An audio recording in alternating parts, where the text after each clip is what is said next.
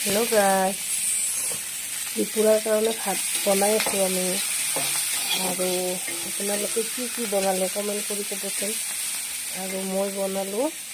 এই হ'ল টিঙৰা মাছ বুলি কৰি খালে আমাৰ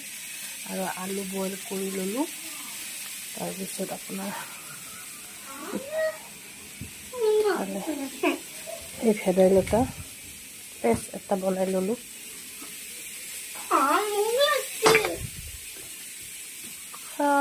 গাইজ কি খবৰ আশা কৰোঁ সকলো ভালে আছে আৰু মই এতিয়া বনালোঁ দুপৰীয়াৰ কাৰণে এই টিঙৰা মাছ আৰু এটা দুটা মানে শিঙি মাছ আছে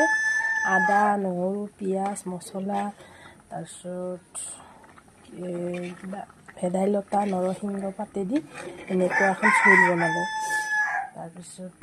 আৰু ইয়াতে বনালোঁ লোকেল কণী পিটিকা আৰু ইয়াতে আছে বেঙেনা মাছ আৰু আপোনালোকে এনেকৈ খাই ভাল পায়নে কমেণ্ট কৰি ক'বচোন আৰু মোৰ চেনেলটো যোনে চাই লাইক শ্বেয়াৰ কমেণ্ট কৰি দিব বুলি আশা কৰিলোঁ বাই গাইজ।